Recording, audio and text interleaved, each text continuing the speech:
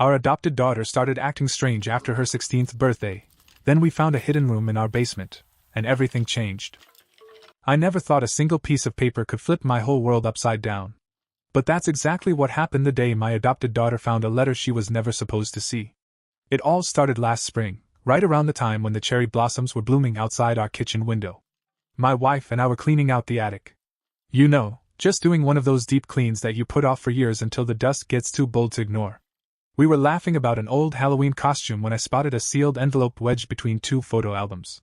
It had yellowed around the edges, and the handwriting on it was shaky, like someone wrote it in a hurry or with a trembling hand. It was addressed to Maya, when the time is right. Maya is our daughter. We adopted her when she was just 6 years old from a foster program. She came into our lives like a spark, bright, unpredictable, and full of energy. She's 16 now, still full of fire but a little quieter about it. She's always been curious about where she came from, but we kept most of the details vague, thinking it was best to wait until she was older. Well, that moment arrived a little sooner than we planned. I made the mistake of bringing the letter downstairs and leaving it on the counter while I stepped out to take a call. 5 minutes. That's all it took. When I came back inside, the envelope was torn open, and Maya was standing at the kitchen table, her hands shaking. Her face was pale like she'd seen a ghost. "What is this?" she asked, her voice barely above a whisper. I didn't know what to say. I hadn't even read it myself yet.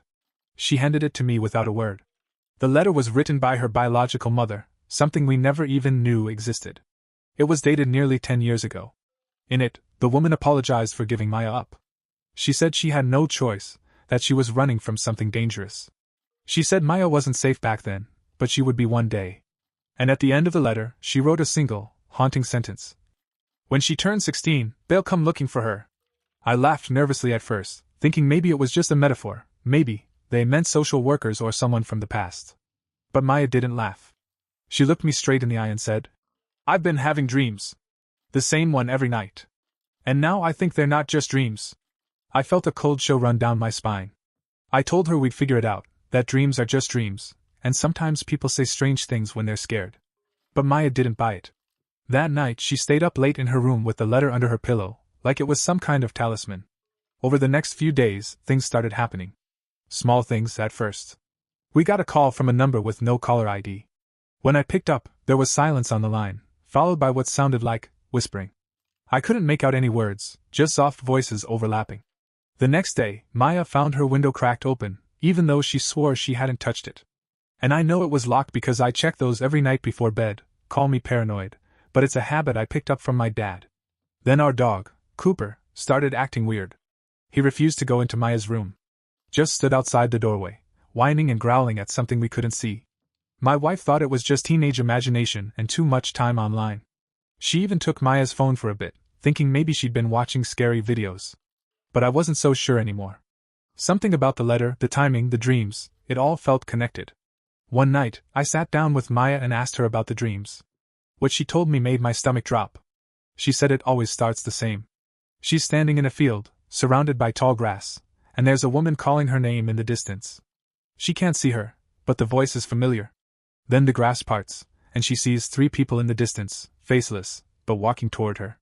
And every time, just before she wakes up, one of them raises their hand and points directly at her. I tried to reassure her. I really did. But deep down, I was starting to feel like we were dealing with more than just a bad dream. That same week, she found something strange under her bed, a folded piece of newspaper. It was old, brittle, and smelled like it had been buried for years. The headline read, "Local woman disappears after warning of mysterious group." The date? Exactly 16 years ago. And the photo in the corner of the article? It was grainy, but you could still make out the face.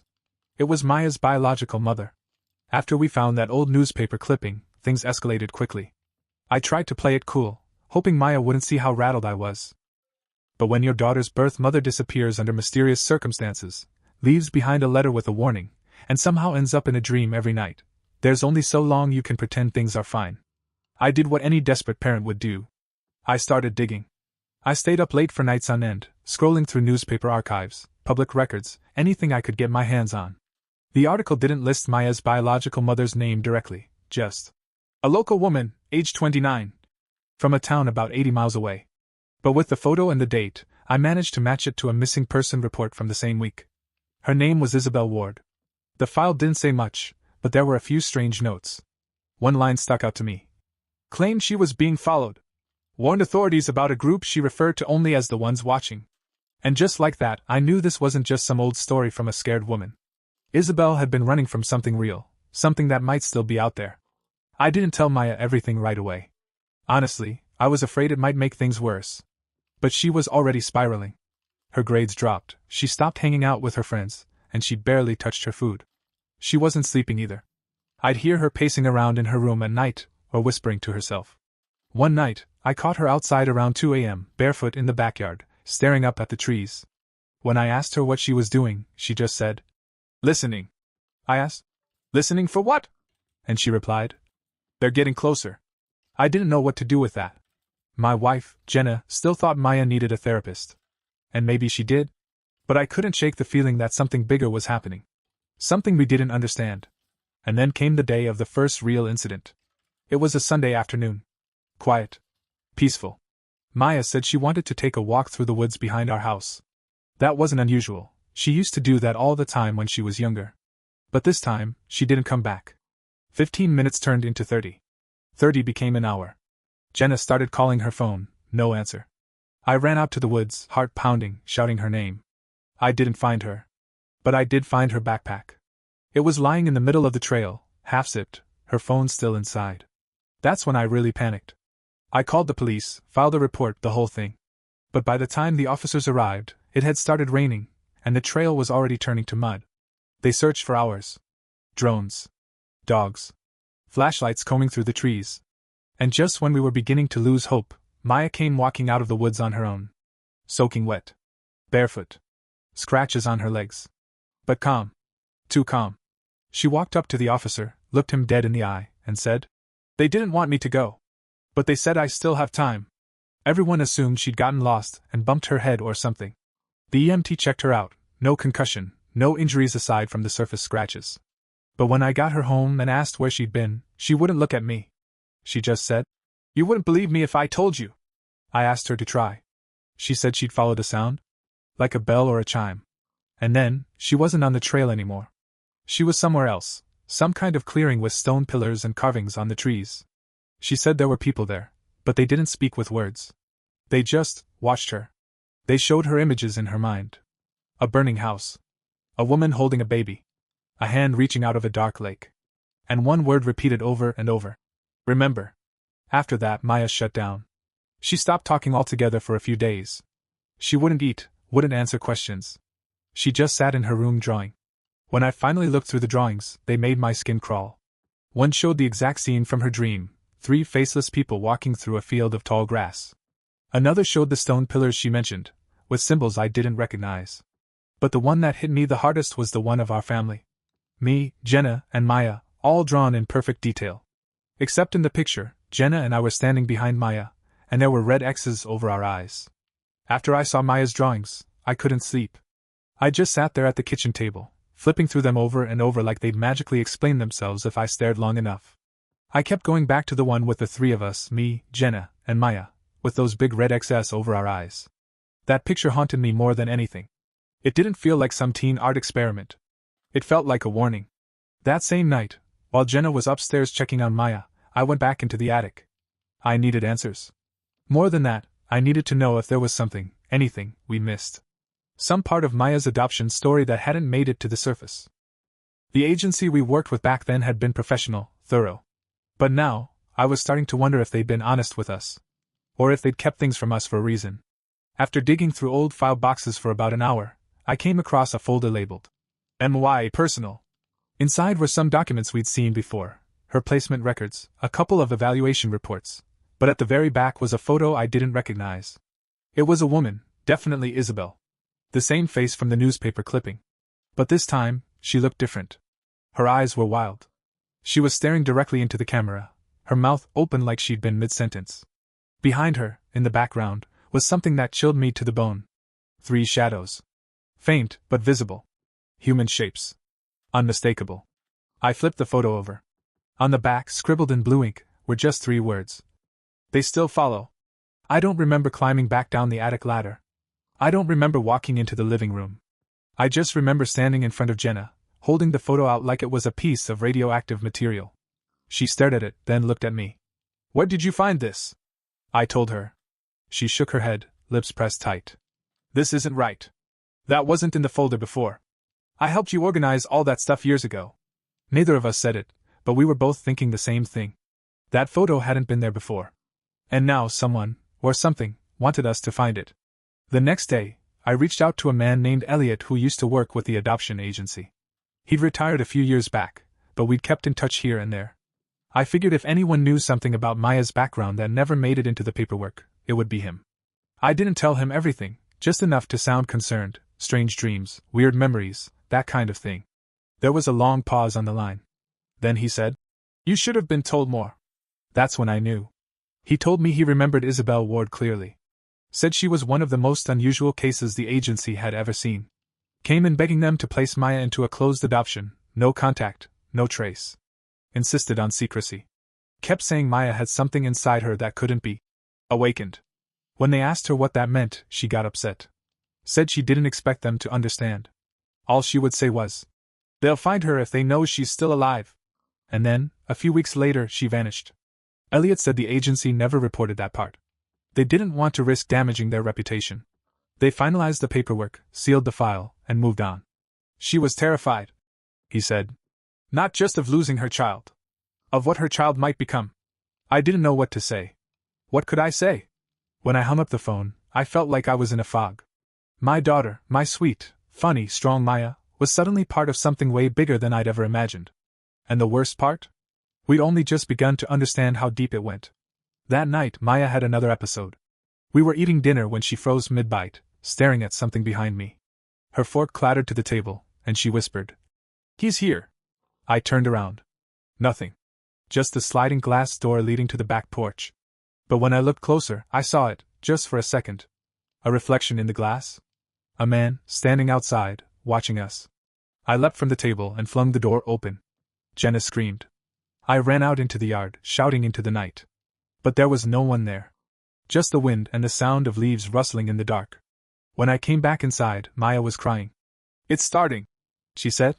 "What's starting?" I asked. "They said 16 was the beginning," she whispered. "The time when I'd remember. When they'd come back for me." I wish I could say that was the worst of it. But the very next day, something even stranger happened. I got a call from a blocked number. I almost didn't answer, but curiosity got the best of me. A man's voice came through, calm, slow, and unsettlingly polite. "She's not ready yet," he said. "But she will be." Then the line went dead. I stood there, frozen, the phone still pressed to my ear. I didn't know who he was or how he knew us. But one thing was clear. They weren't just watching anymore. They were getting ready. After that phone call, I didn't let Maya out of my sight. Not for a second. I even started sleeping on the floor outside her room. I know how that sounds, but the more I thought about the man in the reflection and that chilling voice on the phone, the more I felt like we were sitting ducks in our own home. Jenna tried to act like everything was fine, but I could tell she was scared too. She double-checked all the locks at night, and kept glancing out the windows like she expected someone to be standing there. And then we started hearing the noise. It started as a soft tapping. Nothing wild, just like someone brushing their fingertips against the walls. At first, we figured it was the pipes or the old house settling. But then it started happening at the same time every night, 3:17 a.m. We timed it. We recorded it. We even stayed up together to catch it. And sure enough, that sound would start in the hallway outside Maya's room and move slowly, deliberately, down the stairs. No footsteps. No shadows. Just that rhythmic tapping. Maya stopped drawing. She stopped eating. She was pale, and her eyes had dark circles like she hadn't slept in days. When I asked her what was going on inside her head, she said, "They're trying to wake it up." "Wake what up?" I asked. She hesitated, like she was afraid to say it out loud. Me. I didn't want to believe that. I didn't want to believe my daughter, was somehow at the center of something bigger, something beyond what I could fix with a hug or a doctor or a long talk. But then I found the room. It was in the basement. A room I didn't even know existed. We were moving some boxes to the garage when I knocked over an old shelving unit. Behind it, half covered in drywall dust and cobwebs, was a door. A small one. Barely wide enough for an adult to walk through. There was no handle. Just the keyhole. And scratched into the wood, barely visible unless the light hit it just right, were the words, "Do not open." Until she remembers. I stared at that door for a long time. I didn't say anything to Jenna. Not yet. I just told her I'd take care of the basement cleanup and sent her upstairs. That night, I brought down a crowbar and a flashlight. I know. Dumb idea. But something inside me needed to know what was behind it. The door gave way after a few good hits. Dust exploded into the air as it creaked open. I stepped inside slowly, trying to keep my breathing steady. It wasn't a large room, more like a storage space. But what was inside? There were candles. Burnt down to wax puddles on the floor. Symbols drawn in chalk on the concrete. Some I recognized from Maya's drawings. And in the center, a box. Wooden. About the size of a shoebox. Locked with an iron clasp. I brought it upstairs. When Jenna saw it, she went pale. "What did you find that?" I told her. She didn't say anything for a long time. Just looked at Maya, who had come downstairs when she heard the noise. Maya stared at the box. Then slowly, she walked up to it and placed her hand on the top. The clasp popped open on its own. I didn't even get a chance to react before Maya opened the lid. Inside were papers. Dozens of them. Handwritten notes, drawings, even a few photographs. At the very bottom was a birth certificate. Maya Ward. Mother, Isabel Ward. Father unknown. But someone had scribbled something next to the father's name in red ink. A single word. Awakened. After that night, everything changed. Maya started speaking differently. Calmer. Slower. Like she was thinking about every word before it left her mouth. She said things that didn't make sense, like, "The veil is thinning." And, "They're remembering too." She stopped being afraid. And honestly, that scared me more than anything. I called Elliot again. Told him everything. The box, the door, the documents, the behavior changes. He didn't sound surprised. "Some people believe," he said quietly, "that certain children are born, not quite like the rest of us. Not supernatural, but tuned in. Like an antenna. They attract things. Remember things they shouldn't." I asked what I should do. He said, "Protect her. But understand, she may not be the one in danger. You might be." I didn't sleep that night. I just sat in the hallway again, outside her door, watching. Around 3:17 a.m., the tapping started again. But this time, it didn't stop. It got louder. Heavier. Like footsteps, dragging across the wood floor. I stood up and gripped the baseball bat I'd been keeping beside me. Then the lights flickered. And the tapping stopped, right on the other side of the door. I held my breath. Then, without warning, the door creaked open. Maya stood there, wide awake. "They're inside now," she said. "And they're not leaving until they get what they came for." After Maya told me, "They're inside now." It was like the air in our house changed. Heavier. Still. Even Cooper, the dog who usually barked at the sound of the fridge door, went completely silent. He wouldn't leave his bed, wouldn't eat, wouldn't even look at Maya. We didn't go to work. Maya didn't go to school. We stayed in, locked the doors, pulled the curtains. Jenna kept saying we should call someone, but who do you call when your daughter says shadow people are living inside your house? I tried to stay rational. I kept repeating to myself that this was stress, some sort of trauma response. But at night, when the lights flickered and the tapping started again, this time from inside the walls, I stopped pretending logic could help us. That night, Maya stood in the middle of the living room and said, "It's going to happen tonight." Jenna asked her what she meant. "They've been waiting. Watching. But tonight the door opens from their side." I asked her, "What do they want from you?" Maya looked at me with those steady, unblinking eyes and said, "They want me to come back. But I don't remember being there." The lights cut out around 9 p.m. We had candles ready, just in case, but as soon as we lit them, they flickered blue and went out. All of them. Then came the cold. Not just a drop in temperature, it felt like something had sucked the heat out of the house completely. We were shivering, even under blankets. Frost started forming on the windows. Maya stood up and said, "They're here."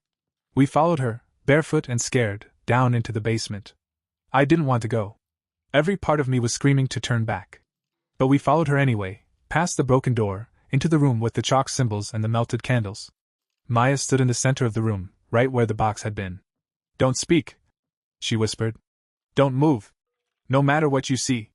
And then, something shifted. It's hard to describe. Like the air folded inward. The walls rippled, just slightly, and the floor under my feet felt like it wasn't quite solid anymore. Then they stepped through. 3 figures. Tall. Faceless. Dressed in robes so dark, they looked like shadows peeled off the night sky. They didn't walk, they glided. Jenna gasped. I reached for her hand, but she was frozen, eyes wide with fear. The figures surrounded Maya. They didn't speak. Not with mouths. But I heard something, felt something, inside my head. Like thoughts being poured straight into my brain. She remembers. The seal is broken. The blood still runs. The promise must be fulfilled. Maya raised her hand. I don't remember everything, she said out loud. But I know who I am now. I know what you want. One of them reached out and touched her forehead. A flash of light burst through the room. Jenna screamed. I staggered back. Then silence. The figures were gone. Maya stood alone in the circle. Her nose was bleeding. She wiped it with the back of her hand, then looked at me and Jenna. They gave me a choice, she said, her voice flat. Go with them, or stay. But if I stay, they stay too. What does that mean? Jenna asked, almost whispering. It means they're not leaving. Not anymore. We moved out the next day. Left everything behind. The house, the boxes, the furniture. All of it. We didn't even go back for photos. It's not like we were afraid of being followed. We knew we already were. It's been 3 weeks since that night. We're in a rental now, halfway across the state. Maya's different. Calmer. Sharper. She talks less, but when she does, it's like she's thinking 5 steps ahead. She doesn't sleep much. And when she does, she talks in her dreams. In a language we've never heard before. I've been recording it. Sometimes, I catch her staring into corners for minutes at a time. Like she's waiting for something. And I know, deep down, that this isn't over. Whatever Isabel Ward was running from, whatever she tried to hide by giving Maya up, it didn't go away. It just waited. And now, it's awake. After we moved, we tried to act normal. At least on the outside. New house, new town, new routines. Jenna picked up shifts at a local library. I started remote work. Maya enrolled at a public high school under a different last name. We told people we were relocating for work. But behind closed doors, we were walking on eggshells. Maya was different. Not in a scary way, exactly, but definitely not the same girl who used to dance in the living room or sing along to the radio in the car. She was quieter. More focused. Like she had knowledge we didn't, and she was choosing carefully what to say, and when. She didn't talk about them anymore. She didn't draw them. She didn't have nightmares. She just watched. And waited. One night, about 2 weeks into the move, I got an email. It came from a private address with no name, just a subject line that read, "She needs to know." Attached was a video file. I don't know why I clicked it. My better judgment screamed at me not to, but I did it anyway. And when I saw what was on the screen, I felt the breath get knocked right out of me. It was a video of Isabel Ward, Maya's biological mother. She looked older, worn down, her hair in a messy bun, eyes darting around like she was scared even while filming. The date on the video was from 10 years ago. She spoke directly into the camera. If you're seeing this, then they found her. And that means time is running out. I called for Jenna and Maya. We sat together and watched the rest of the video. Her name is Maya. I gave her that name to honor my grandmother, one of the last in our line who truly understood what we are, what we carry, and what we've been hiding from the world for centuries. I could feel Maya staring at the screen. Not blinking. Not breathing. I didn't want this for her. Isabel continued. But I couldn't protect her forever. She's what's called a key. Not chosen, not blessed, born.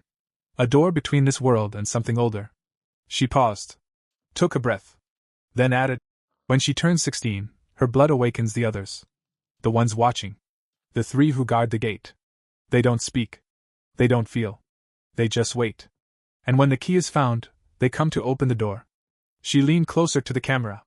But it's not just about them. It's not even just about her. There was a long silence. Then Isabel said something that shook all 3 of us. It's about the father. That one line stopped everything. Jenna looked at me like I might know something. I shook my head, completely stunned. The documents had always said, "Father unknown." Maya whispered, "What does she mean?" The video continued. "I don't know who he really was," Isabel said, her voice shaking. "He wasn't like the others. He didn't walk like a man. He only appeared at night. Said he was choosing. I didn't understand what that meant until it was too late." Jenna covered her mouth. Isabel looked away from the camera for a second, then added, "Maya, if you're watching this, I'm sorry. I tried to hide you, tried to stop the cycle. But it always finds its way back. You're not alone. But you're not safe either. Don't trust the dreams. Don't trust the voices. And whatever happens, don't let them take you through the second gate. The screen went black. That was it. We sat in silence for a long time. Eventually, Maya stood up and left the room. Jenna turned to me and said, "We have to find out what the second gate is." And so we started digging again. We searched online. Libraries. Old archive texts. We contacted folklore experts and even some paranormal researchers under fake names. After about a week, we found a reference in an old, out-of-print book from 1906. It was a collection of rural legends from Eastern Europe. Deep in the back of the book, there was a short passage, barely a paragraph long. When the key child turns 16, the three shall come to walk the earth once more. The first gate opens with memory. The second with blood. And the third, only once the key chooses a side. Underneath that was a drawing of three figures standing in a field of smoke. No faces. No names. But Maya recognized them immediately. They were in my dreams, she said. Always standing still. Always waiting. Then she pointed to something none of us had noticed before. Carved at the bottom of the illustration, so small it was nearly invisible, were the same symbols we'd seen on the basement floor. She traced them with her finger and whispered, "This is where I'm supposed to go next." I asked her what she meant. She said, "I can't run from this anymore. We have to go back." "Back where?" Jenna asked. "To the house." When Maya said we needed to go back to the house, I thought she was joking. She wasn't. She stood there in the living room of the rental, calm as ever, pointing at that old illustration with her finger. "It has to happen where it started," she said. "The door was open there. That's where it'll close." Jenna flat out refused at first. "We left that place for a reason," she said. "We don't even know what's waiting for us." But Maya just looked at her and said, "We do." That one line shut everyone up. So the next morning, we packed the car, didn't tell anyone where we were going, and drove 6 hours back to the place we swore we'd never return to. The house. Still standing. Still quiet. Still ours, technically. But the second we pulled into the driveway, I knew something was wrong. The front door was cracked open.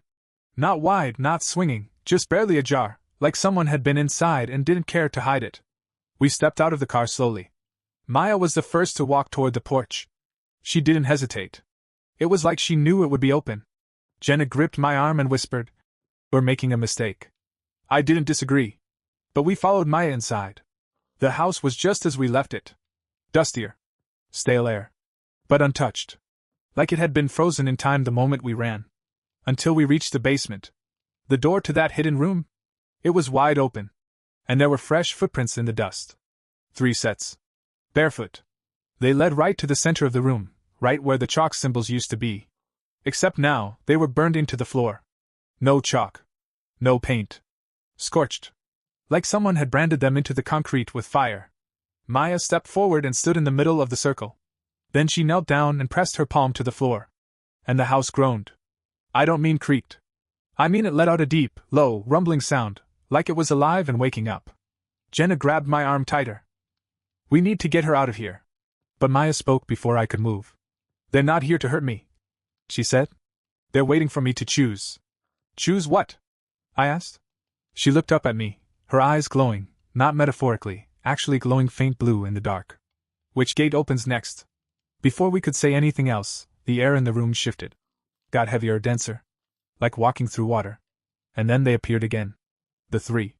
This time, they didn't come from the walls or the shadows. They stepped out of the floor. Slowly. One by one. Faceless, robed, silent. They surrounded Maya, just like before. But this time, something was different. They weren't looking at her. They were looking at us. And I felt something enter my mind. A presence like a voice, but without sound. "You took her from the blood. Raised her without the path. Now she must decide." I wanted to scream, to yell at them to leave her alone, but I couldn't move. Couldn't speak. Jenna was frozen too. Only Maya stood freely inside the circle. She turned toward us, and for the first time in a long time, she looked scared. "They're asking me to cross," she said. "To walk through the second gate." "What happens if you do?" I managed to choke out. "I'll remember everything," she whispered. "Where I came from. What I am. What they want from me. And if you don't? They'll leave," she said. "But not for long. The third gate opens whether I want it or not. This just decides who's in control when it does." Maya turned back to the 3. And then she did something I didn't expect. She stepped out of the circle. The room pulsed with energy. The floor cracked beneath her. The air roared like a wind tunnel. The three didn't move. I choose me, Maya said. I won't belong to either side. The light in her eyes vanished. And so did the three. Silence. For the first time in what felt like hours, the air returned to normal. Jenna rushed over and grabbed Maya, holding her so tight I thought she might break. I didn't know what had just happened. I didn't know if it was over. But I knew something had changed. Maya looked exhausted. Drained. But she smiled. They can't control me, she said softly. Not now. Not ever again. We left the house that same night. Drove back in silence. No music. No small talk. Just the sound of the road and the weight of everything we'd just witnessed. That was 2 days ago. Since then, Maya's been different again, but not in a bad way. She laughs. She jokes. She even danced in the kitchen with Jenna this morning. But sometimes, when she thinks we're not looking, I catch her staring at the sky. Not like she's worried something's coming. More like she's remembering something that already did. For a little while, life returned to something that looked like normal. Maya smiled more. She started writing in a journal, pages filling up fast with things she didn't share. Jenna and I let her have her space, figuring she deserved a chance to feel like a teenager again. She even rejoined a few classes at school, said she wanted to try the human routine for a bit. But deep down, we all knew it was temporary. The third gate hadn't opened yet. And Maya was the only one who knew what would happen when it did. About a week after we returned from the house, Maya came into our room just before sunrise. Her face was calm, almost peaceful. It's time, she said. Jenna sat up, alarmed. Time for what? Maya looked at us both. For me to finish what she started. She? I asked. Maya nodded. Isabel. Then she handed me a small, sealed envelope. On the back, written in faded ink, were the words. To my daughter, when you choose. Maya said she didn't remember writing it. But after the night in the basement, memories had been coming back in pieces, some hers, some not. Dreams. Visions. Entire lives she never lived, somehow imprinted in her mind. And now, the truth had formed. The letter inside wasn't long. Isabel had written it in the weeks before she vanished. In it, she explained that Maya had never been possessed, or cursed, or infected. She was the third gate. The first gate was memory. The second was blood. The third was choice. Every 100 years, the three came for the next key. But unlike the stories, they didn't come to take power, they came to offer it. The key could open the path between worlds. Or close it. Isabel had refused to let Maya choose when she was a child. She had tried to hide her, to delay the decision. But in doing so, she'd only made the cycle more unstable. Now, with the other gates open, it was up to Maya to decide. That same evening, she asked us to take her somewhere quiet. Somewhere away from lights, noise, and people. We drove out past the edge of town to a wide, open field. It was just after midnight when we arrived. The sky was cloudless. No wind. No sounds except the soft buzz of summer insects. Maya stepped into the tall grass and stood completely still.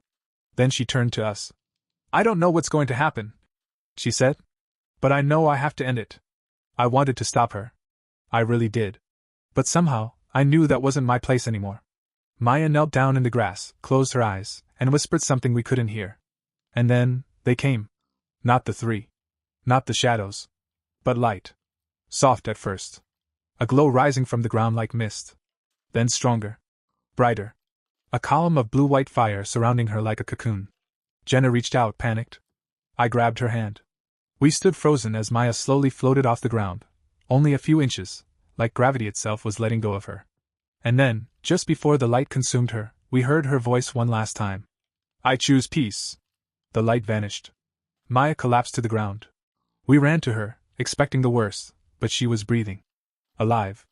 Changed. When she opened her eyes, they were no longer glowing. Just hers. Brown. Warm. Human. She looked up at us, smiled weakly, and said, It's closed.